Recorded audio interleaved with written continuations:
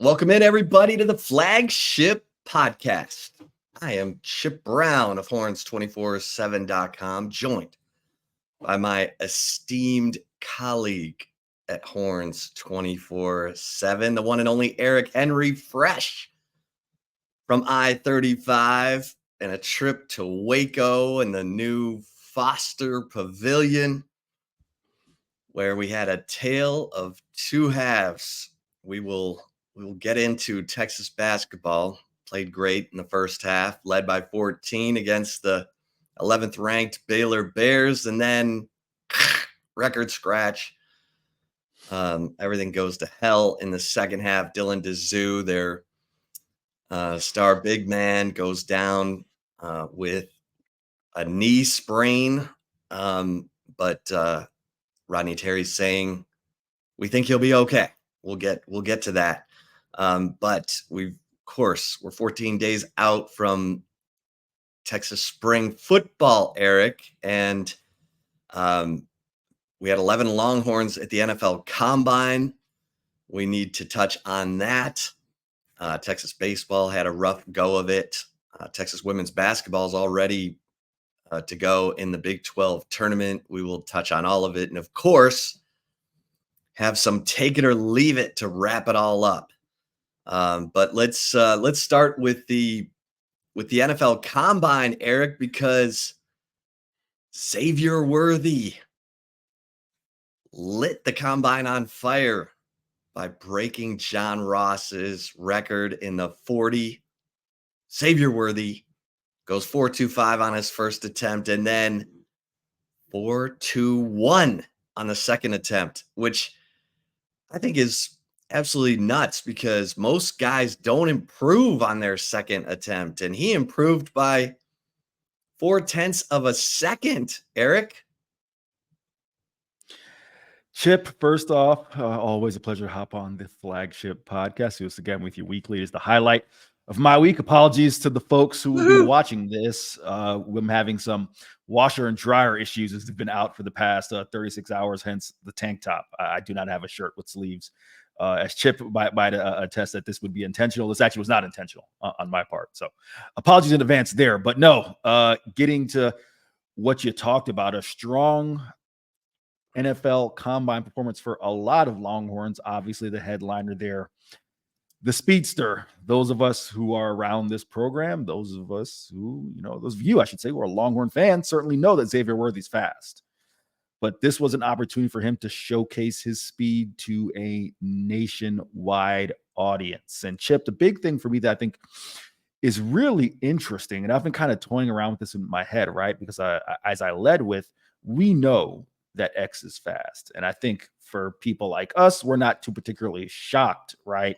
Even the fact that maybe the most shocking thing was that he ran the 40 twice. I know I tweeted out once I saw that he was going to run again after the 4.25, that like if I were Xavier Worthy's agent, I would be phoning down to him, telling him, sir, you have run the final 40-yard dash of your adult lifetime. There will be no need to ever do that again. And X promptly proved me to be a fool by deciding that, once he learned, and for the folks who didn't catch it, he'd actually taken off his cleats. Some of the guys, they were saying, all right, take the cleats off. You're done. And then once he was made aware, I don't know if it was by the players there or by Stacey Dales of the NFL Network in Oklahoma, Grab, nevertheless, that the record was attainable, 4.22 of John Ross, he decided to do it again. And Chip, two things come to mind. One, I don't know how much more money or how much of an improved draft stock that X kind of attained by running it again. However, I do think there's some really meaty substance to get into in terms of those of us who knew he was fast, right, are not stunned. But does a pair of 4.2 or I guess sub 4.25 times, Chip, does that give him that John Ross boost that we can call it, the Darius Hayward Bay boost? God bless Al Davis. If he were alive, he'd be a Raider right now. Wouldn't be a question. You know exactly where he would be heading, right?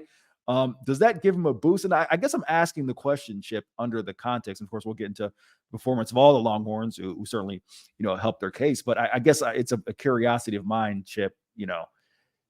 Was it that much of a secret that Xavier Worthy is quite frankly one of the fastest players in not only all college football, but fastest humans alive? I mean, that to me wasn't stunning, but I guess I'm just curious if this pair of times truly is going to solidify him as a top 20 pick in your mind, Chip. I do not think that it will solidify him as a top 20 pick. I still think it's amazing, but and he said in his interview the day before he ran it, I want to run 4.2. And so when he ran 4.25, you're thinking, ooh, okay. Well, and kudos to him for having that mindset. I think the 40 time with the tape we saw from him in 2023, which seemed like a more determined, more focused, tougher Xavier Worthy, more physical than we saw in 2022, will certainly make him appealing for a team that feels like it might already have a possession guy and needs a speed guy. And obviously there are concerns about his being 165 pounds, but Devontae Smith is barely over 165 pounds, and he's doing just fine with the Philadelphia Eagles. I wrote that Xavier Worthy now needs to make sure he has a better career than John Ross, who ended up catching 62 career receptions in the NFL before flaming out. So after playing at Washington and being recruited there by Steve Sarkisian. So Steve Sarkisian knows, we know he loves speed, and by God, he's coached the two fastest guys ever at the NFL Combine. So, I think A.D. Mitchell running 4.34 at 6'2" and 205 pounds with a 39.5-inch vertical and an 11'4" broad jump. Woo! I know he helped himself. And, Ryan Watts at 6'2", 208 pounds, went 4.53 in the 40, but he had a 4.13 short shuttle, which is outstanding for a guy his size, with a 40.5-inch vertical, 10'5" broad jump. I think he helped himself. JT Sanders, 4.69 in the 40, but his tape he's got, great hands. Byron Murphy, I think, put on a show. And T'Vondre Sweat coming in at 366 pounds. Eric, there were rumblings he might come in, closer to 380 because he didn't weigh at the Senior Bowl, but he weighed in at 366, ran a 5.2740, looked pretty good in the drills. Still don't know if that's enough to get him into the first round, but Jordan Whittington, God bless him, had a hamstring injury and did 18 bench reps of 225. That was the fifth most among receivers. A&M's Anais Smith had 21 reps of 225. I know you can appreciate that because you're on that bench press just about every day. So you tell me, what impressed you? Jay Witt's 18 reps did impress me for only because, Chip, with the injury, and he wasn't able to do some of the, obviously run and some of the receiver drills. I just thought it was even more important for him to kind of really establish the fact that he's going to be a gritty, physical, strong guy who can impact your team that way, right? And sometimes you see those things on tape. And listen, not that bench press strength obviously can, always translates over to football strength, right? But just for the purposes of the fact that he could at least do something, I did think that was important for him. But quickly to touch on X before I go through as far as what else impressed me. Everyone talks about the John Ross factor and makes the comparison, as you said, hopefully have a better career than John Ross. To me, I don't think it's close. John Ross, and this is no disrespect to him, but I remember at Washington, he had what, 2-3 years of being a guy who was a reserve, 20-something catches. I think he got hurt the year before he had his breakout year, right? Which was like 80 Right. catches. Xavier Worthy's been a consistent, well, maybe consistent is the wrong word, but he's been a better receiver than John Ross over 3 years. So that, in terms of just sheer receiver comparison, not even close in my mind. T Sweat weighing in at 366. I thought that was huge, right? You talked about some teams, or I guess some rumblings that he would come in closer to that 380-ish mark. Now, listen, for all intents and purposes, it's not, at least in my mind, Chip, it's irrelevant whether he plays at 366. I think if he played last year during the year at 370 something, maybe closer to 380, I don't think the 366 is an impediment as to his play as much as it is a defining, characteristic that this is a guy who won't eat his way out of the league, right? And that he has discipline to at least show up for the combine at 366, right? So again, I'm not saying he can play at 410, but let's just say if his playing weight's closer to 370-ish, 375, that's fine, right? At least he shows that he has a discipline that when it's time to show up, he could play reasonably close to that listed weight. So I thought that was big. And Chip, I don't know if you saw, I'm not going to be able to quote it verbatim, but it was, they kind of, extrapolated some of T Sweat's 40 time, right? Which is a 5.2 something, and said that time is analogous to a 170-pound guy running like 4.3, right?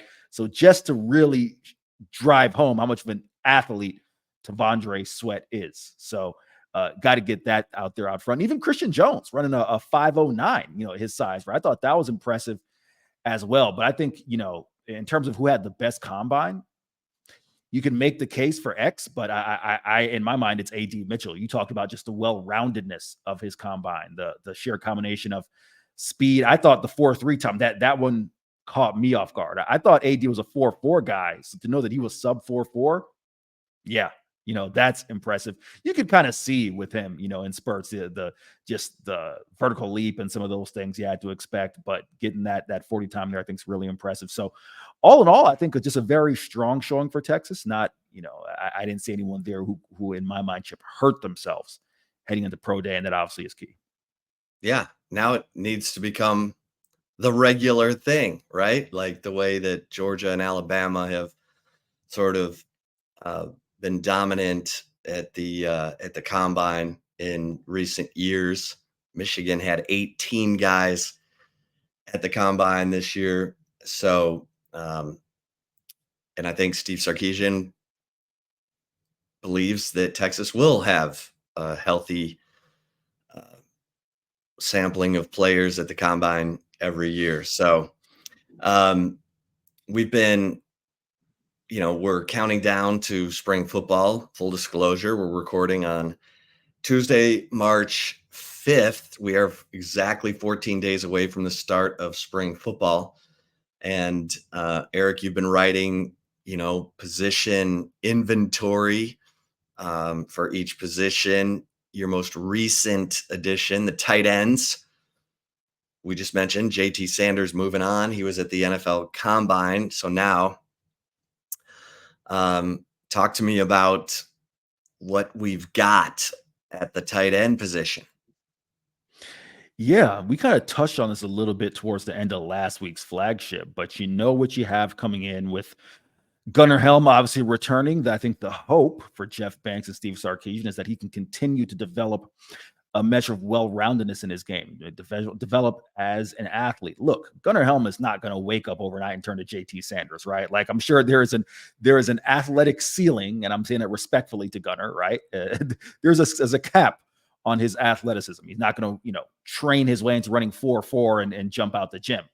However, if he can take similar steps, similar, growth that he had from his 2022 to 2023, I think he puts himself in position, Chip, to somehow find a way on the field again. And the reason that's key is you don't bring in an Amari Niblack, to not play, right? And if you take a look at his production last year with Jalen Milroe and the amount of targets, he had half the amount of targets that Jatavian Sanders had in this offense. So if you take a guy like him who, what did JT run, 4.69, and a guy in knee black was from my neck of the woods, Clearwater, Florida, as a track guy, he's probably a legit 4.5 guy, maybe even sub 4.5. I mean, with the He time will looked tell fast there. running away from Texas for that 39-yard touchdown catch in Tuscaloosa. There you go, right? So with his athleticism, he's going to see the field. And Chip, I think he's in some ways, and this is the best way I can describe for Horns fans, that I maybe a little bit raw of a overall tight end than JT was. I think, and that may sound even weird to think because sometimes JT Sanders caught flack for his ability as an inline tight end, as a blocker, right? Knee black, in that sense, wasn't even used that much as an inline guy. It was used primarily as a guy's going to line up in the slot and even a little bit more on the outside. Part of that, again, is the way Tommy Rees was using him in the offense, but we'll see what he can provide. But Chip, if it's not going to say I'm not going to say it's the most important storyline, but it's the most intriguing storyline. Again, we talked about it last week. Steve Sarkisian likes to use two tight ends. And as you astutely pointed out in last week's podcast, it's not even necessarily two tight ends for the purposes of receiving, but a lot of that pre-snap motion that helps out the quarterback is, in the form of the tight end, right? Helping identify, the coverages. Those pre-snap motions kind of assist in that regard, right? And Chip, you go back to last year when you had A.D. Mitchell, Xavier Worthy, Jordan Whittington, and then, of course, you had the returning Isaiah Nair come back from injury and Casey Kane. The question was, do you go to more 10 personnel, right, in terms of 4 receiver sets? What ended up being the case was Gunnar Helm, to quote Jeff Banks, busted his ass and found his way onto the field. And we saw more, 12 personnel, 1 running back, 2 tight ends. Now we've got this litany of receivers, right? Isaiah Bond, Silas Bolden, Matthew Golden finally made it through on the first try. There we go. Kudos for me, right? You got Jonte Cook. You got Jonte Cook as well. You just got to get Amari Niblack down. I got to get Niblack down. You got Jonte Cook, who's one of the fastest guys on this team and probably of college football, in all of college football as well. And then the young guys as well, right? So the same dilemma, Chip. I think the spring is where that will be decided. Steve Sarkisian emphasized the versatility of last year's team. And when I asked him, when did you identify said versatility? He said started in the spring and into the summer. So that to me is a very intriguing storyline. Of course, when you kind of round out the room, you have Juan Davis as well returning and guys like Spencer Shannon and others. But the two names, it's Amari Niblack and it's Gunnar Helm. Niblack's going to start. You know that for a fact. Gunnar Helm, where does he fit in? Does he get the same amount of run that he got last year? We will see. And if he does that mean that Sark is leaning on his bread and butter, shortening that receiver rotation and his 3 guys? So it'll be an intriguing storyline for sure, Chip. Yeah, that really is it kind of comes down to whether Sarkisian, who loves his 2 tight end sets, is ready or believes that he's got more talent in the receiver room and he needs to get a 4th receiver on the field more so than a 2nd tight end. But yeah, we'll find out as spring, football gets going on March 19th. Talked about the transfers coming in. And of course, Amari Niblack is one of those transfers that Texas has brought in, along with talented group of receivers: Isaiah Bond from Alabama, Matthew Golden from Houston, Silas Bolden from Oregon State, who will arrive in June. Kendrick Blackshire, the middle linebacker from Alabama, Andrew Makuba, the safety nickel from Clemson, and Tia Savea, the interior defensive lineman from Arizona. And Eric, when you look at, obviously we know that Bolden, Golden, and Bond are going to be guys who are hard to keep off the field. Jonte Cook, I think you're right, is a guy who Steve Sarkisian feels really good about. Had some remorse about not playing him more at times last year. And so that's going to be a fantastic position battle to watch in the spring. But Kendrick Blackshire coming in at middle linebacker, I'm fascinated by this guy because, of course, he finished his high school career at Duncanville and then goes to Alabama where he redshirted and then played very sparingly in 2022 and probably thought he was going to be the starter at middle linebacker in 2023 with Henry To'oTo'o moving on to the NFL. But then Nick Saban brings in Tresman Marshall from Georgia, who was not as highly rated, um, according to Pro Football Focus, as Kendrick Blackshire, who only played, 100 something snaps compared to Tresman Marshall's 300 plus snaps. I'm fascinated by Kendrick Blackshire, Eric, because obviously Jalen Ford is gone. Um, Anthony Hill can probably do anything. He could probably play 5 different positions on the football team. But he was dynamic at weak side linebacker.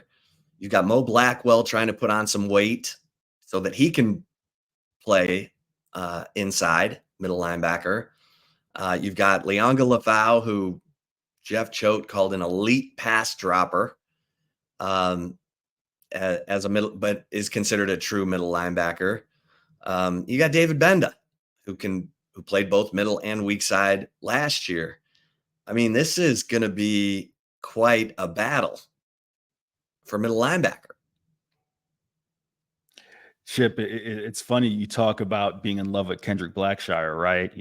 I reached out to a friend of mine, Boston College quarterback Grayson James, began his career at FIU, but former Duncanville quarterback, played with Kendrick Blackshire. I just asked him, I was like, hey, tell me about Kendrick Blackshire. And he responded one word: beast, in all caps, Chip. And listen, Texas, no need to have any shortage of beasts because we know they've got one in Anthony Hill. Right. No, to your point, I think it's going to be really interesting with that linebacker battle. And what I like, and I don't want to sound like a carbon copy of Steve Sarkisian, but I think there's a measure, of versatility with all of these guys. And we kind of hinted at it in last week's podcast, right? If the team doesn't have guys who are locked into one spot, right? Because Anthony Hill can come off the edge and rush the passer at any given time.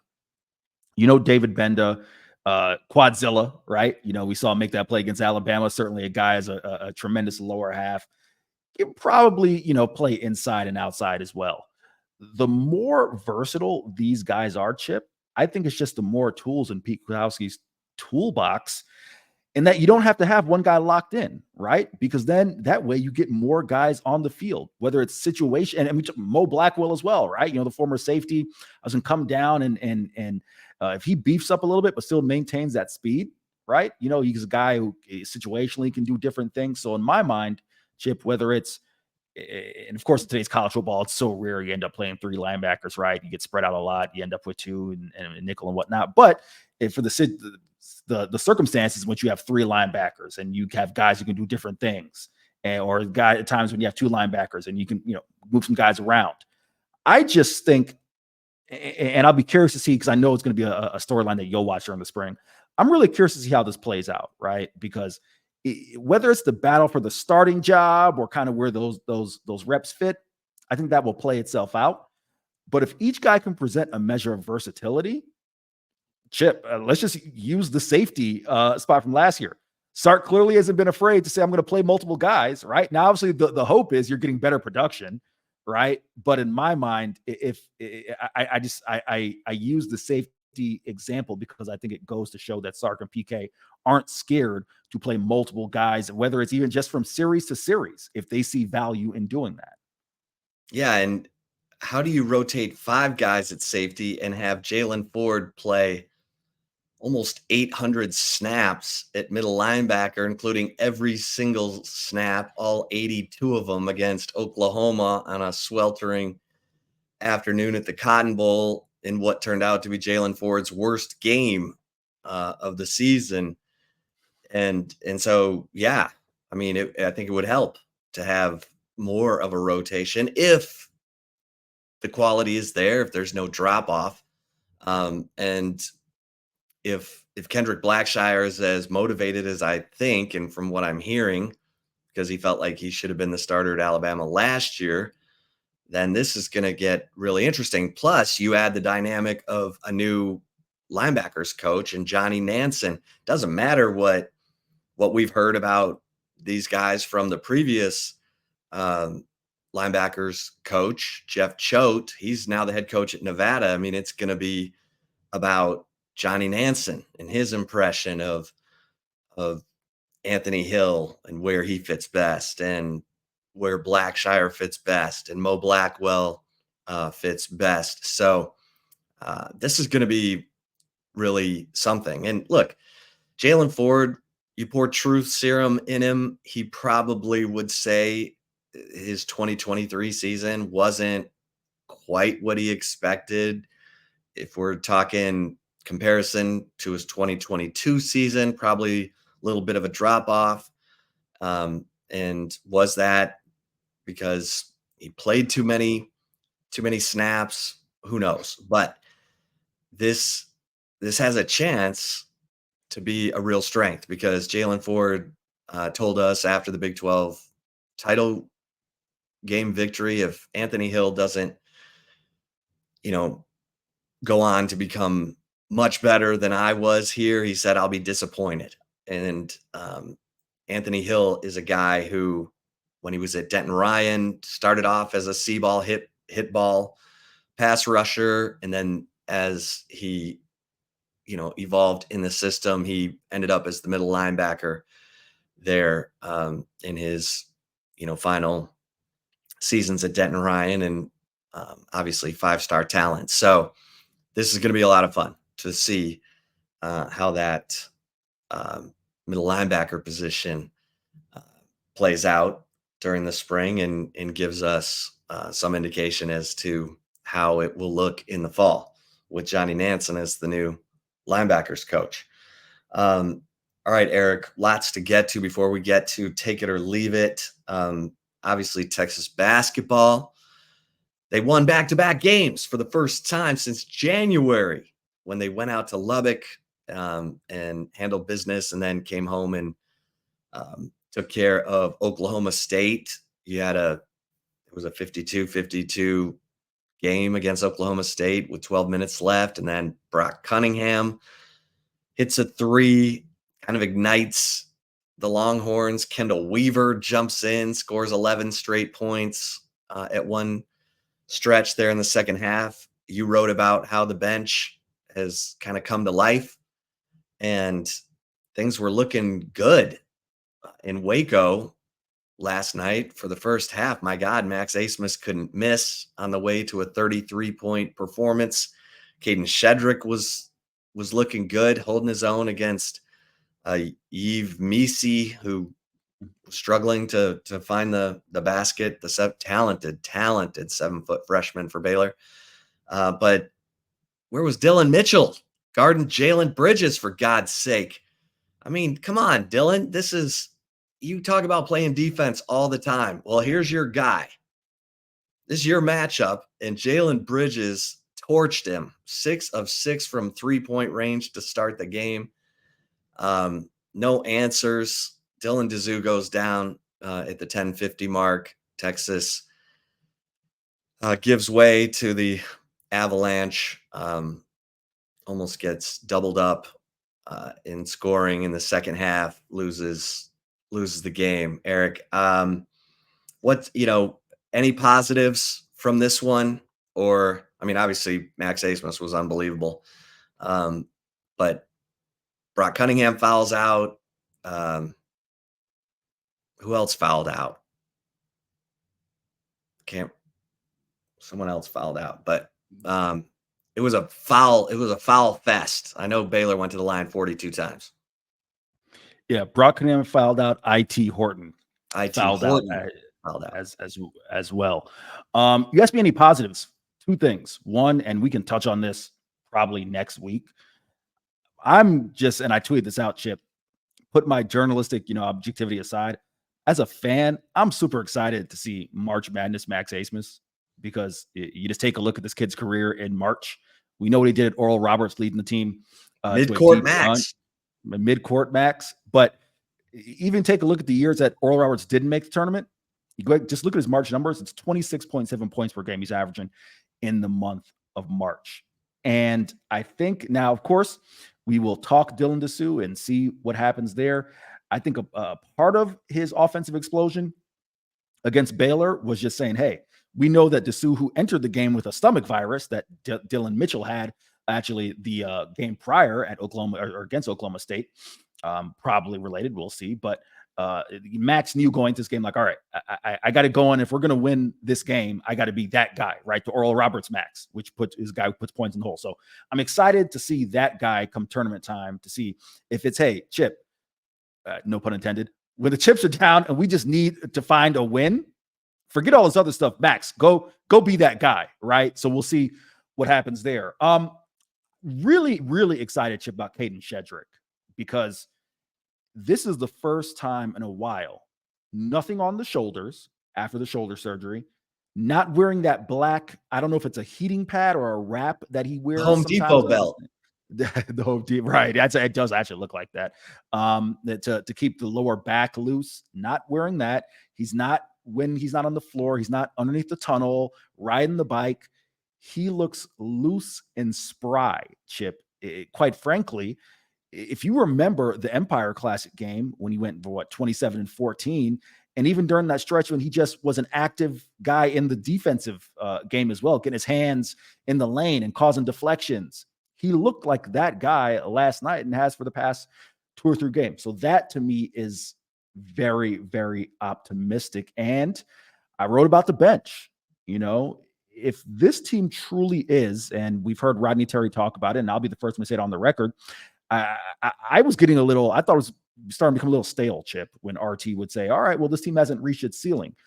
There's no denying that this assemblance of talent hadn't reached its ceiling, but you're running out of time, right? It's like, when is it going to reach its ceiling when we're now more than 2/3 into the year and we're still using that refrain? But seemingly now fully healthy and guys kind of having a feel for playing with each other, we got really for the first time seeing a starting 5 that looked like they knew how to play together, and then a bench with Shedrick, Brock Cunningham, and Kendall Weaver.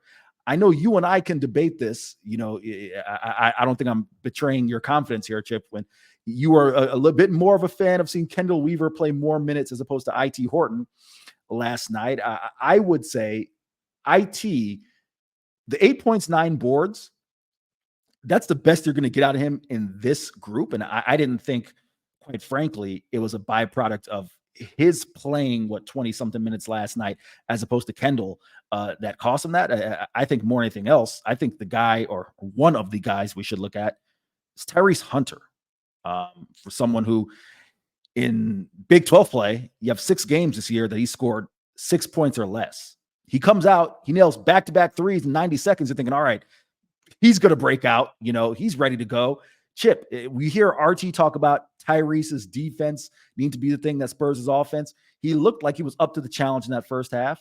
And then after hitting those 2 threes, he goes 2 for 11 shooting. You just want to see more from him. And you hate to bang on the kid because he's such a good kid. And I think, whether it was at Iowa State, him helping them to their run, and Chip last year, you've seen Tyrese Hunter be that guy. But we need it now, especially for whatever Dylan Dessou's status is. I think that had a bigger impact on last night's game more than necessarily the Kendall Weaver, IT Horton kind of dichotomy, Chip.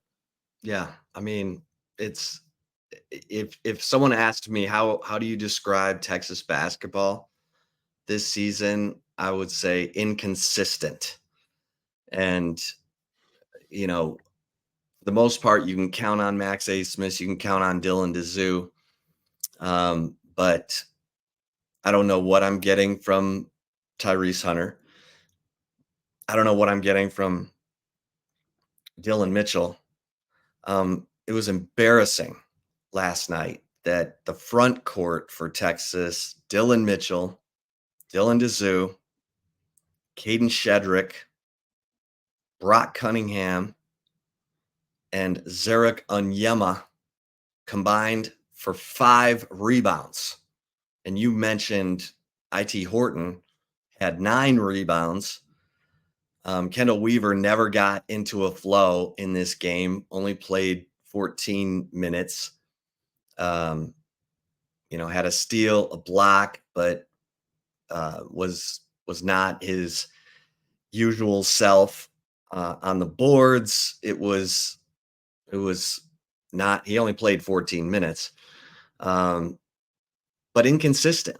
And I know RT's trying to figure out how to get the most out of IT Horton because you need some depth, Right. especially with Tyrese Hunter not being as consistent as you'd like. Kendall Weaver has played really well. He played really well at Tech. He played really well against Oklahoma State. We mentioned he had scored 11 straight points by himself in that Oklahoma State game, and they really needed him last night, and it didn't happen for whatever reason. Whether Rodney Terry can see that Weaver just didn't have it, or I think he only played 4 minutes in the first half. Right. So, because I'd put Kendall Weaver in that category of guys you can usually depend on. Usually for him, it's defense and energy. And Chip, to your point, really quick, this is going to add, and we talk about the boards and the inconsistency. Dylan Mitchell is the Big 12 second leading rebounder. He's averaging 7.9 boards per game. But it's wild to think that through 30 games, he's averaging 7.9. And yet you don't know necessarily what you're going to get from on the boards from night to night. Because one night you might get 13 boards, one night you might get 1. Right. And I love DM. DM, I've seen him play from the time he was at Sickles High School and Alonzo High School, Tampa, Florida. But he's got to be more consistent. Yeah, and Jalen Bridges is lighting him up. And Caden Shedrick was trying to help, and he would leave his guy, and then his guy would burn him. They've got to mix in some zone here, Eric. I mean, when you've got a guy like Jalen Bridges torching you, and Dylan Mitchell's not able to do anything about it. He's athletic enough to close out on Jalen Bridges, who's 6'9". Dylan's 6'8", but has big wingspan. If that's not working, mix in a little zone.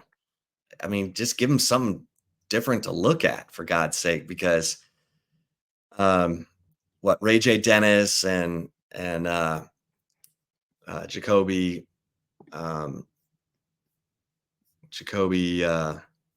Walter got going in the second half, and Walter's attacking the rim and getting to the free throw line, and Jaden Nunn was attacking credit to those guys because they weren't shooting it very well. Jaden Nunn, who Texas tried to recruit from VCU, was only 1 of 5, but he got to the free throw line 6 times and hit all 6 of his free throws. So, look, Baylor's a better basketball team than Texas, but Texas was giving it to them for the first 20 minutes. It was impressive. And then even early in the second half, they only led by 8 at halftime, but they pushed that lead back out to 13. And then, the defense couldn't hold it. Your offense gets you the lead. Your defense is supposed to hold it. I thought the defense, my God, Baylor shot 73.7% in the second half. They had 14 of 19 shots. It was something. All right. The Texas women, Eric, they are already in, or heck, they might be in Kansas City already.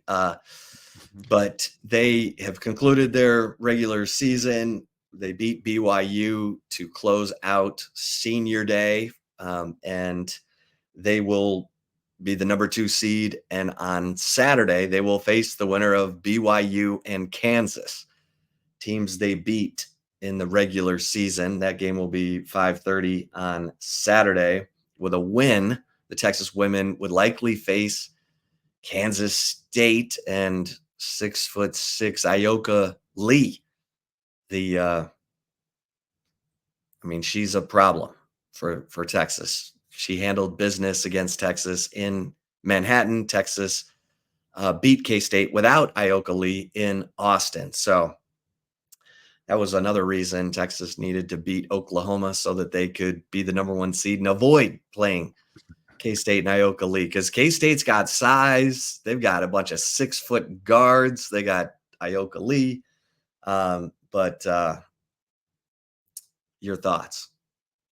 Yeah, Chip. No, I'm just smiling as you said that, because I think we all kind of knew, and I think both of us, Chip, if memory serves me correct, or it might have just been me. It's days all run together here, but covered that Kansas State Texas game, and you knew, Yeah, we were right? both there checking We were that one both out. there, right? We were both there. Okay, all right. Like I said, days are run together, but you knew, Chip, that, and credit Kansas State for putting together really a strong fight, even without Ioka Lee.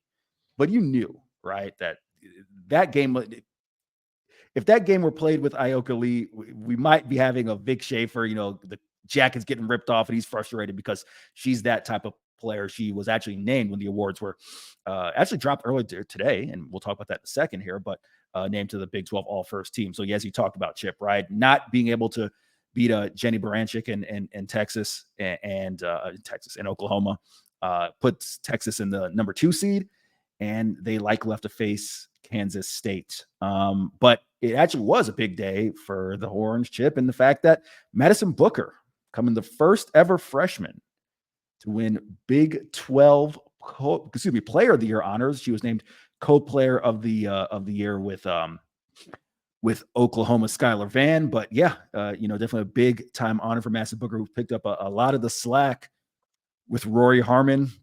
Obviously, we lost for the year with that ACL injury after the UConn game, and a big time day for a lot of the women's team. Deona Gasson, 6th player of the year. She came to the year actually named to the Big 12 preseason All-First team. So really cool to see how she carved out a role for herself on the bench. Aaliyah Moore earned 2nd team honors, and then Shaylee Gonzalez, and Taylor Jones earned honorable mention. Shea Holly also named to the All Big 12 defensive team. But yeah, Madison Booker becoming the first Longhorn to win Player of the Year since Brooke McCarty did so in 2017.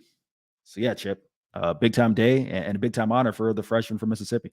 Yeah, think about that. Madison Booker comes in, very highly touted wing player, wears number 35 because she loves Kevin Durant. She can get her own shot. Rory Harmon goes down and to a season-ending injury in late December, and Madison Booker gets shifted over to point guard. Rory Harmon was the preseason Big 12 Player of the Year, and Madison Booker, in replacing Rory Harmon, wins Big 12 Player of the Year and Big 12 Freshman of the Year. It's awesome.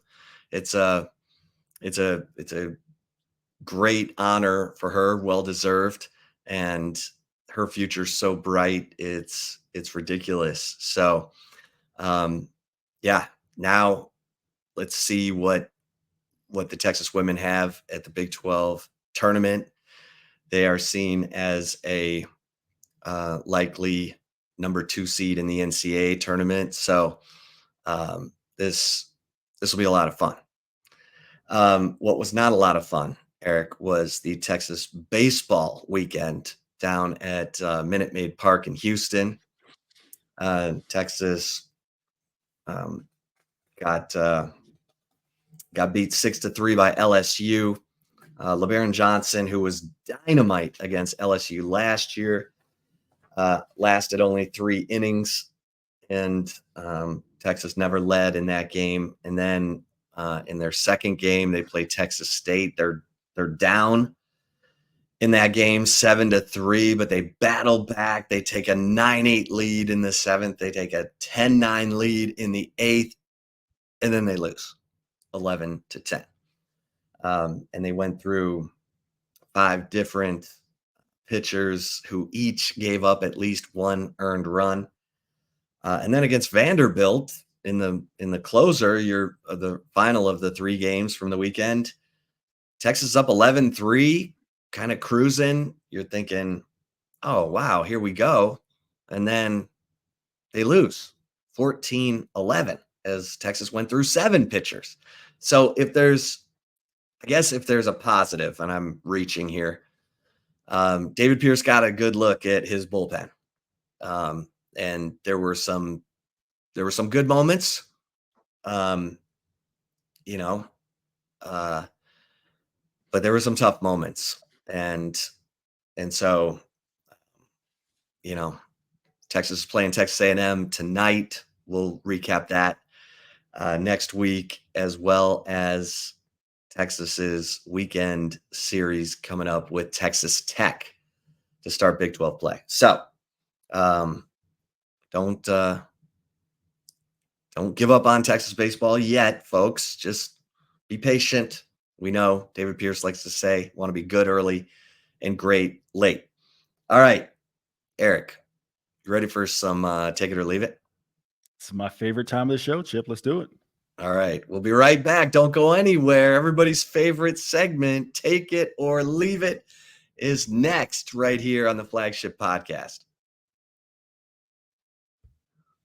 And if you're watching us on the Horns 24/7 YouTube channel, we will roll on into some Take It or Leave It. All right, Eric, I'm going to start things off here.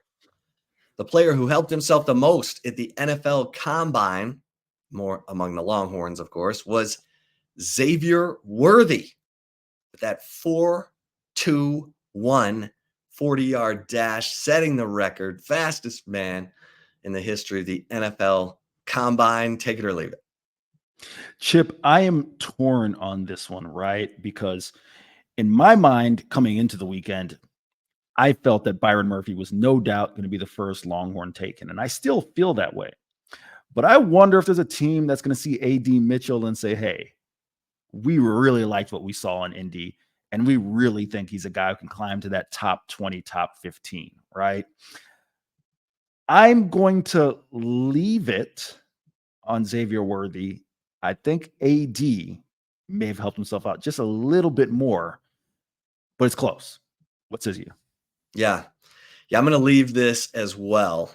I am torn between Byron Murphy and AD Mitchell, because if AD, let's say Byron Murphy came in, most mock drafts had him 15, 16, right around the middle of the first round.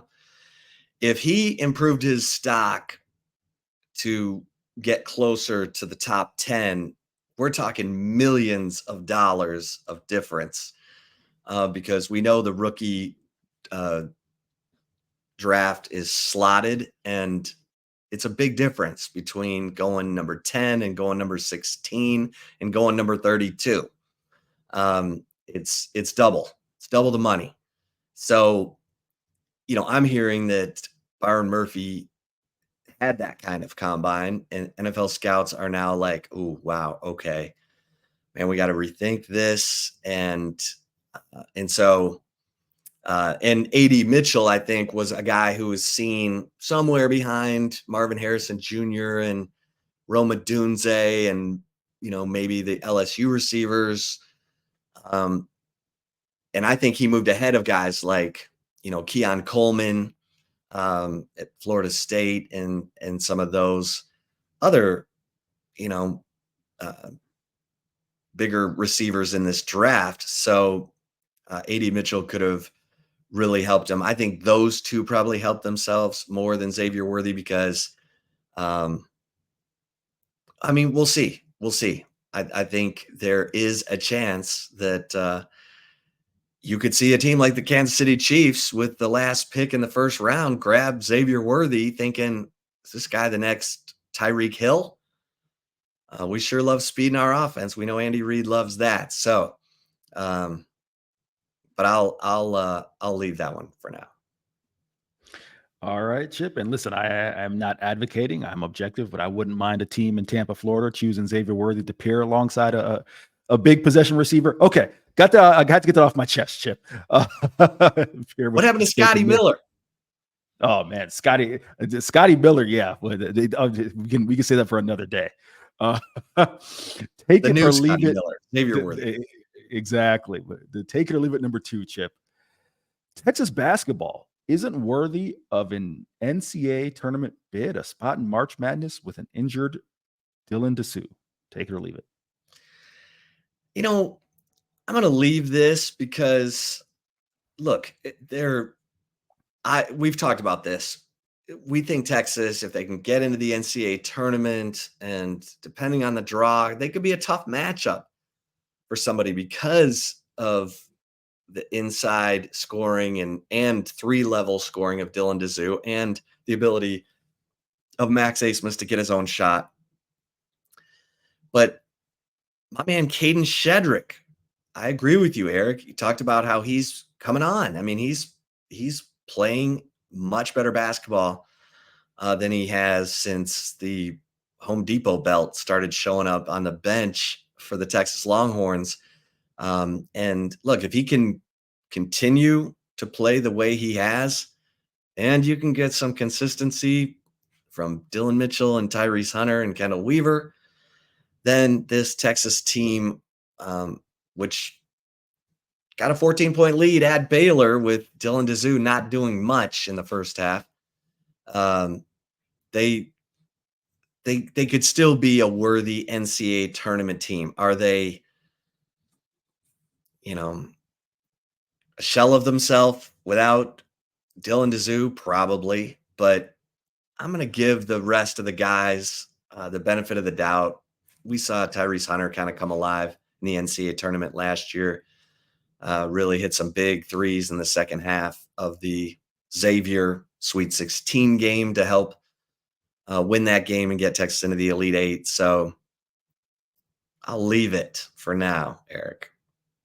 Chip, do you know what I think may help this team in a weird way? If for whatever reason were to come down to that, and again, Rodney Terry was optimistic in the immediate aftermath, saying that he believes Dylan Dessou will be okay. But what I think in a weird way helps this team is that there's a steady, sample size to go back and look at this team without Dylan Dessou, right? Because he missed the early part of the year. So if the folks that be the selection committee or want to say, well, we don't know what they look like. Well, actually, you do know what they look like without Dylan Dessou. And quite frankly, that wasn't the Dylan Dessou that we know that, whether it's Mike Boynton or Josh Eiler or, whoever says should be in contention for Big 12 Player of the Year. That wasn't that Dylan Dessou who took the floor last night at Foster Pavilion. So I think you have a good idea of what this Texas team, quote unquote, could look like without Dylan Dessou. So I think to answer the question, I am leaving it. They are worthy of an NCAA tournament bid. All right. Texas transfer tight end Amari Niblack will catch at least 40 passes in 2024 after catching only 20 at Alabama last year. Eric, take it or leave it? That is a strong take it for me, Chip. Not only will Amari Niblack see the starting tight end role, which of course will earn him more targets, but he's going to be used in that JT Sanders way, right? In the slot in various places.